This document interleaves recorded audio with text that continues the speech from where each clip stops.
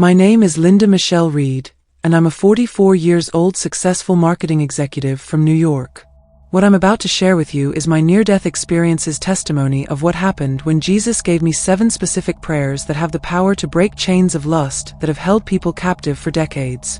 But before we start, please let me know where you're listening from. It will be nice to feel closer, even if we're physically apart.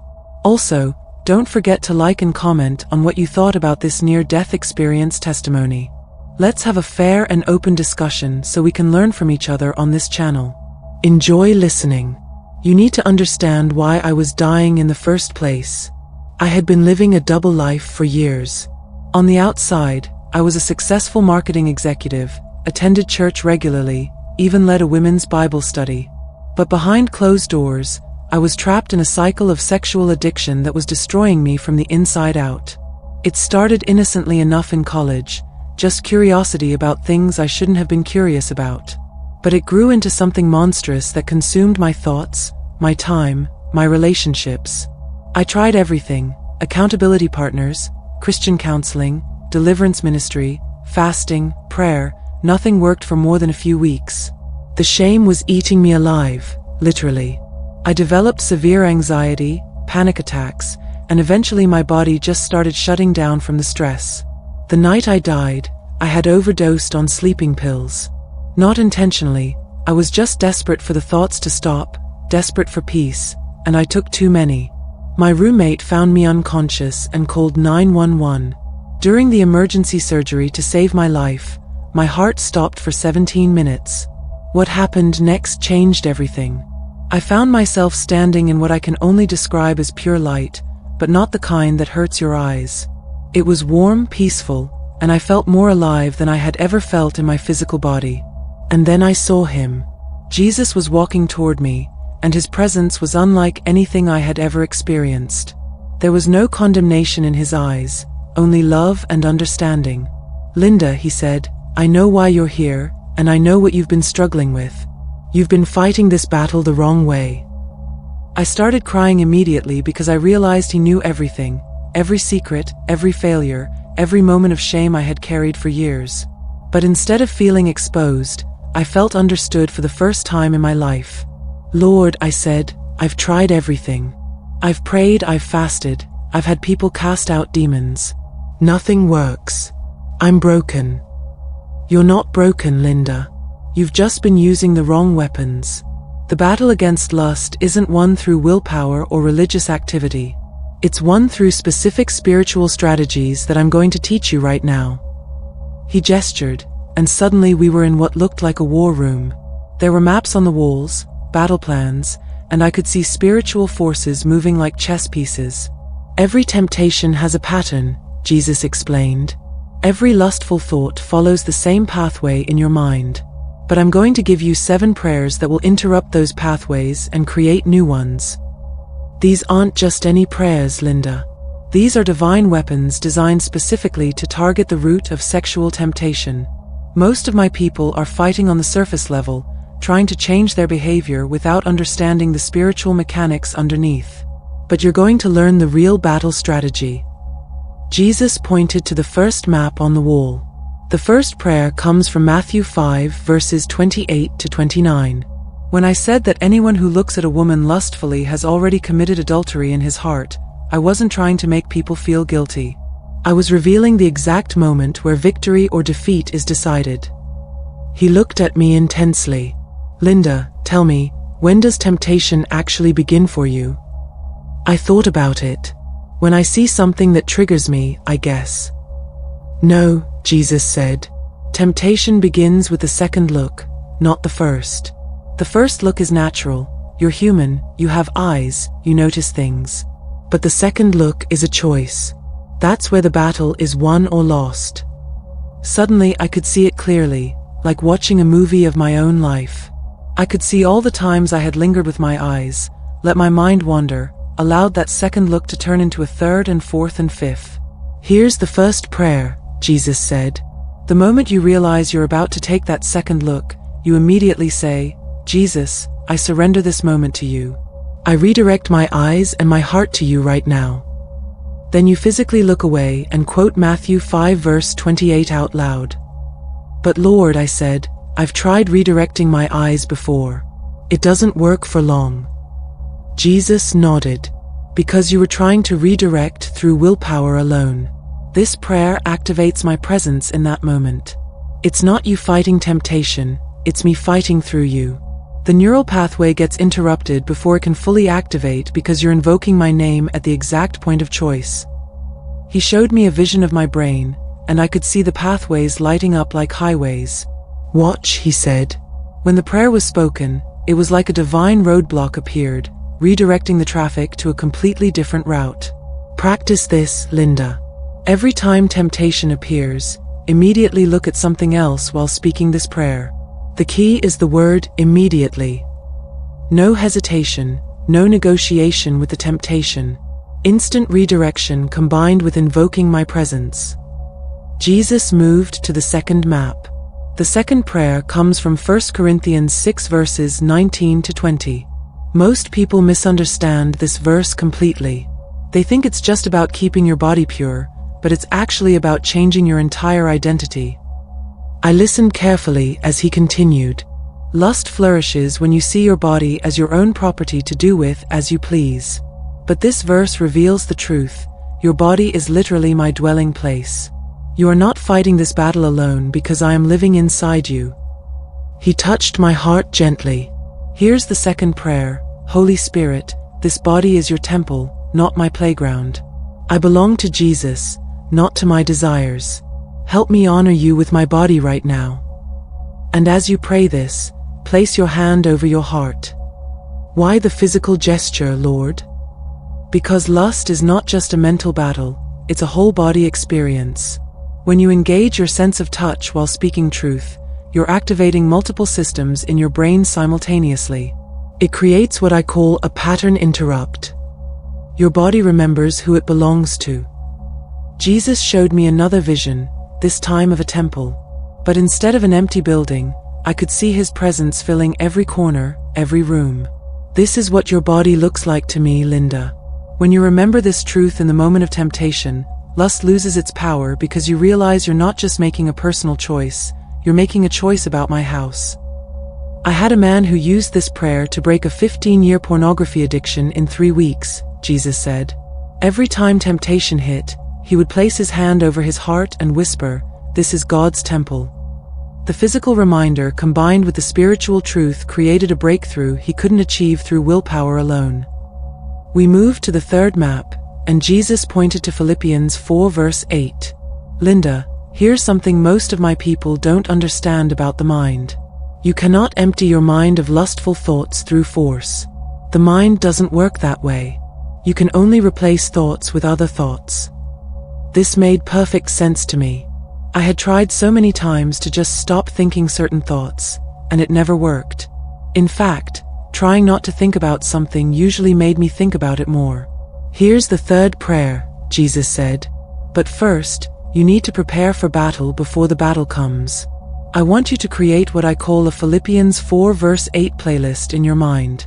These are specific memories, goals, scriptures, or worship songs that represent everything true, noble, right, pure, lovely, and admirable in your life.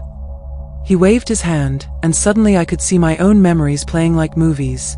Times of worship, moments with family, dreams I had for my future, scriptures that had encouraged me. This is your mental playlist, Linda. You prepare this ahead of time, when you're not being tempted. Now here's the prayer. Jesus, I reject these lustful thoughts and I choose to think about you instead. And then you immediately start playing your mental playlist. You think about those specific prepared thoughts for at least 90 seconds. Why 90 seconds, Lord? Because neuroscience, which I designed, shows that it takes approximately 90 seconds of focused alternative thinking to diffuse a temptation surge. Most people give up after 10 or 20 seconds and wonder why it doesn't work. You have to outlast the chemical reaction happening in your brain. Jesus showed me the process happening in my mind. Watch this, Linda. When lustful thoughts come, there's a chemical surge that lasts for a specific amount of time.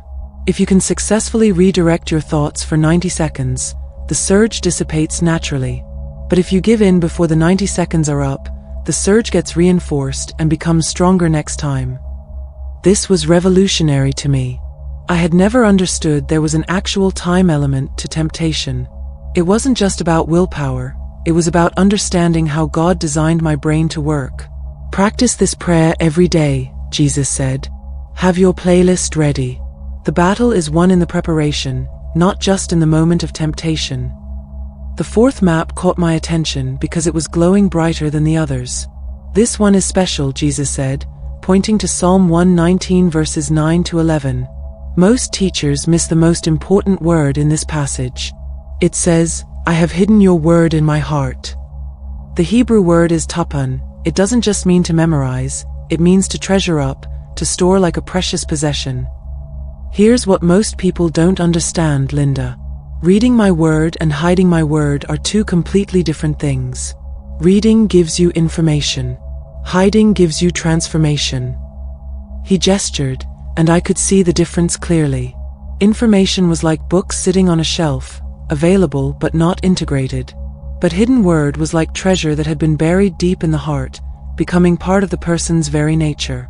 The fourth prayer is actually a process, Jesus explained. Take these 7 prayers I'm giving you and record yourself reading them slowly on your phone. Then listen to this recording every single day for 21 days straight. Why 21 days, Lord? Because I designed your brain to form new neural pathways through repetition. 21 days of consistent input creates automatic responses.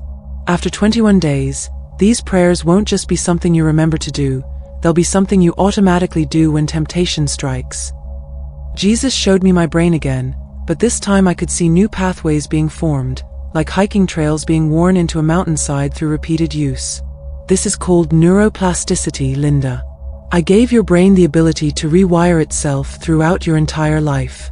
Most people try to fight old patterns with willpower, but I'm showing you how to create new patterns that are stronger than the old ones.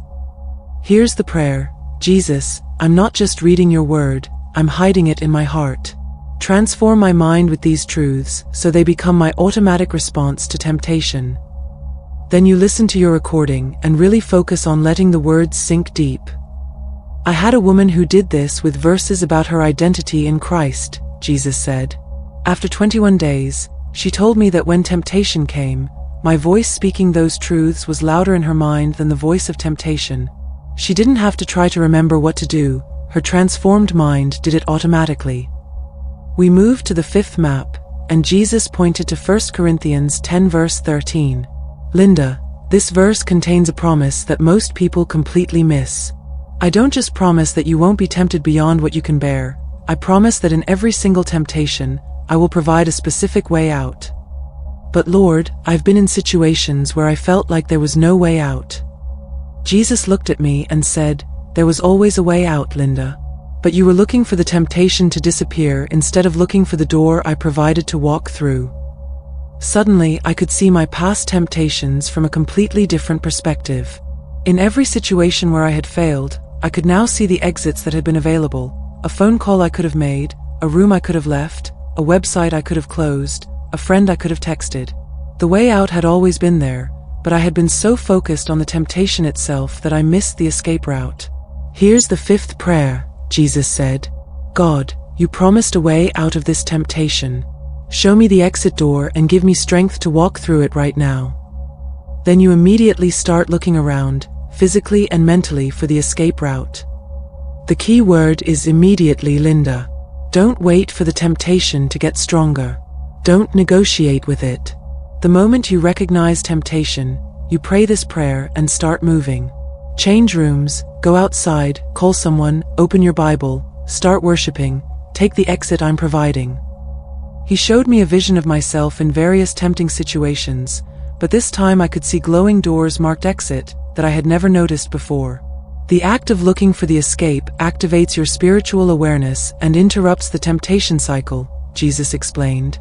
It shifts you from being a victim of temptation to being an active participant in your own victory. Remember, Linda, I am faithful. I will never allow you to be tempted beyond what you can bear, and I will always provide a way out. But you have to look for it and take it. The sixth map showed James 4 verses 7 to 8, and Jesus' expression became more serious. This verse reveals the proper sequence for spiritual warfare that most believers get completely wrong. Notice the order: submit first, resist second. Most people try to resist the devil without first submitting to me, which is why their willpower eventually fails. What does submission look like in the moment of temptation, Lord? It's acknowledging that you cannot win this battle in your own strength, Jesus replied. It's turning control over to me before you try to fight. Watch the difference. He showed me two scenarios. In the first, I was trying to resist lustful thoughts through gritting my teeth and trying harder. I could see the spiritual forces laughing because they knew I was fighting in my own strength. In the second scenario, I first raised my hands in surrender to Jesus, and suddenly I was surrounded by his authority and power. The spiritual forces immediately backed away. Here's the sixth prayer, and it has two parts, Jesus said. First, raise your hand slightly, a physical act of submission, and say, God, I submit this moment and these thoughts to you. I cannot win this battle alone. Only then do you say firmly, Devil, I resist you in the name and authority of Jesus Christ. Why the physical gesture, Lord? Because submission is not just a mental concept, it's a whole person posture. When you physically raise your hand, even slightly, you're engaging your body in the act of surrender. This activates spiritual authority that willpower cannot access. Jesus demonstrated, and I could feel the power in the proper sequence. It wasn't about trying harder, it was about accessing his strength instead of relying on my own. I had a man who tried to break free from sexual addiction for 10 years using willpower and accountability alone, Jesus said. When he learned this proper sequence of submission first, then resistance, he was free within a month. The difference was that he stopped trying to fight in his own strength and started fighting in mine. Finally, we came to the seventh map, and Jesus pointed to Romans 12 verse 2. Linda, this final prayer reveals why most battles against lust ultimately fail. People try behavior modification instead of mind transformation. They try to become better behaved people instead of becoming different people. He pointed to a word on the map. The Greek word for transformed here is metamorpho. It's the same word used to describe a caterpillar becoming a butterfly. It's not about improving the caterpillar, it's about the caterpillar becoming a completely different creature.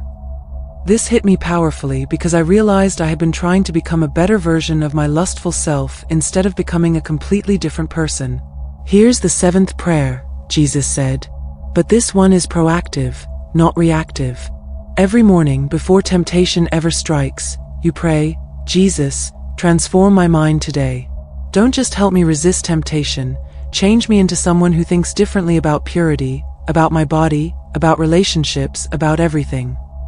Then, Jesus continued, you spend time visualizing your day's potential temptation scenarios and mentally rehearsing how you'll apply these 7 prayers. This is called proactive mind renewal, preparing your neural pathways for victory before temptation ever shows up. He showed me the difference between reactive and proactive spiritual warfare. Reactive was like trying to build a house while a hurricane was hitting. Proactive was like building a strong foundation before the storm ever arrived. Most people wait until they're in the middle of intense temptation to try to remember what to do, Jesus explained. But the time to prepare for battle is not during the battle, it's before the battle begins. Linda, these 7 prayers are not just spiritual quotations. They are divine weapons designed to rewire your entire response to temptation. But they only work if you use them systematically, the way I've shown you. Jesus then took my hands and looked directly into my eyes. I want you to understand something very important. I didn't give you my word just to inform you, I gave it to you to transform you. These verses are not ancient texts, they are living medicine for the exact struggle you've been facing. But Lord, I said, what if I fail again? What if these prayers don't work for me? Linda, failure is not falling down. Failure is staying down. Every time you use one of these prayers instead of giving in to temptation, you're building new neural pathways. Every time you submit instead of trying to fight in your own strength, you're accessing my power. Every time you look for the exit I provide instead of staring at the temptation, you're training your spiritual eyes to see differently. The key is consistency, not perfection. Use these prayers every day. Record them and listen to them for 21 days. Practice them when you're not being tempted, so they're automatic when you are being tempted. Remember the sequence. Jesus continued. When temptation strikes, first, redirect your eyes immediately while quoting Matthew 5 verse 28. Second, place your hand over your heart and remember your body is my temple from 1 Corinthians 6 verse 19. Third, replace lustful thoughts with your Philippians 4 verse 8 playlist for 90 seconds. Fourth, listen to my hidden word from Psalm 119 verse 11 that you've recorded. Fifth, look for the exit I've provided from 1 Corinthians 10 verse 13. Sixth, submit first then resist from James 4 verse 7. And seventh, ask for mind transformation from Romans 12 verse 2. These prayers work together, Linda. They're not individual techniques, they're a complete spiritual warfare system designed to target every aspect of lustful temptation. Jesus then showed me my future, not just days or weeks, but months and years ahead. I saw myself free, truly free, helping other women who were trapped in the same cycle I had been trapped in. I saw myself leading Bible studies about real freedom, not just religious behavior. I saw myself in healthy relationships built on purity and honor instead of lust and shame. This is your destiny, Linda, Jesus said. Not just freedom for yourself, but becoming a freedom fighter for others. The enemy meant your struggle to destroy you, but I'm going to use it to deliver multitudes. How will I remember all of this when I go back, Lord? You'll remember everything, Jesus assured me. And more than that, you'll have a passion to share these truths with others who are trapped the way you were trapped. Your testimony combined with these 7 prayers will set many captives free. Then Jesus said something that still gives me chills. Linda, I'm sending you back not just with information, but with revelation. Not just with knowledge, but with anointing. These prayers will work for you because you received them directly from me, but they'll also work for anyone who applies them with faith and consistency. The battle against lust is not won through willpower, religious activity, or trying harder. It's won through understanding the spiritual mechanics of temptation and using the specific weapons I've designed to counter each aspect of the enemy's strategy. Go back and live free, Linda, and help others find the same freedom. Suddenly, I felt myself being pulled back, and the next thing I knew, I was waking up in the hospital with machines beeping all around me. The doctor said it was a miracle that I had survived, that my heart had stopped for 17 minutes and they had almost given up trying to revive me. But I knew it wasn't just about surviving. I had been given a mission, and I had been equipped with weapons that actually work. That was 3 months ago, and I can honestly tell you that these 7 prayers have completely transformed my life. I haven't struggled with lustful thoughts even once since I came back, not because I'm trying harder, but because my mind has been rewired through the power of these divine weapons. I recorded myself reading all 7 prayers the day I got out of the hospital, and I listened to that recording every single day for 21 days just like Jesus told me. By day 15, I noticed that when any kind of tempting thought tried to enter my mind, one of these prayers would automatically rise up in response. It was like having Jesus' voice stronger than the enemy's voice in my head.